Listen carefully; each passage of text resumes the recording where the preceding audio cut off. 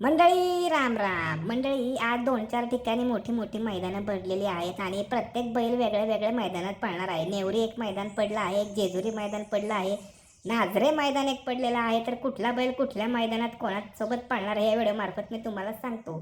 आता आपला सर्वांचा लाडका वेगाचा शेवट सर्जा पण आज पळताना दिसणार आहे आणि सर्जा मित्रांनो आपल्याला एका चांगल्याच पायऱ्यामध्ये पळताना दिसणार आहे. तर आपल्याला दिसणार आहे तो कुंदूरकरांच्या राजासोबत नेवरी मैदानात. त्यासोबतच आत्ता मित्रांनो जबरदस्त फॉर्ममध्ये आहे हा देवा, अमरावतीचा देवा. कोरेगाव मैदानामध्ये तुम्ही बघितला असेल कसा जबरदस्त स्पीड लावतोय तो देवा. आज आपल्याला पाळता दिसणार आहे देवखिंडीच्या बावऱ्यासोबत. जबरदस्त स्पीड लागणार आहे या गाडीला मित्रांनो, बावऱ्या आणि देवा. आता हे मैदानात कुठल्या पळणार तर मित्रांनो नेवरी मैदानामध्ये आपल्याला ही गाडी जबरदस्त स्पीडमध्ये पळताना दिसणार आहे. विठ्ठल नानांचा चिक्या मित्रांनो पण आज पण आपल्याला खूप दिवसांनी पळताना दिसणार आहे बघा. आणि विठ्ठल नानांचा चिक्या दिवाना सोबत आज पळताना दिसणार आहे. जेजुरी मैदानात ही गाडी पळताना दिसणार आहे.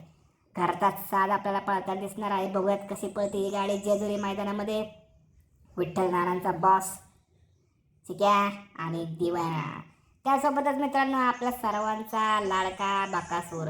मित्रांनो सध्या कसं आहे आपल्या बकासूरचं थोडं नशीब खराबच चाललेलं आहे.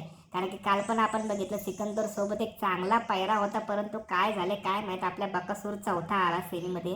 तर मला वाटतंय आता आपल्या बकासूरला रेसची जास्त गरज आहे. चांगली आपल्या बकासूरला रेस दिली पाहिजे आणि आता बकासूरला एका चांगल्याच मोठ्या मैदानामध्ये मामांनी उतरवला पाहिजे. तर आज जेजुरी इथं मैदान होतं मित्रांनो, इथं चाललं होतं बकासूर आणि भोळाशंकर गाडी पळणार होती, परंतु ते नियोजन कॅन्सल झाले आणि आपल्याला रात्री बकासूर एका मांडव टाळ्याच्या कार्यक्रमात जाताना दिसणार आहे. तर बघूयात मित्रांनो आज आपला बकासूर मस्त आरामावर असणार आहे. आपल्यासाठी चांगलीच बातमी आहे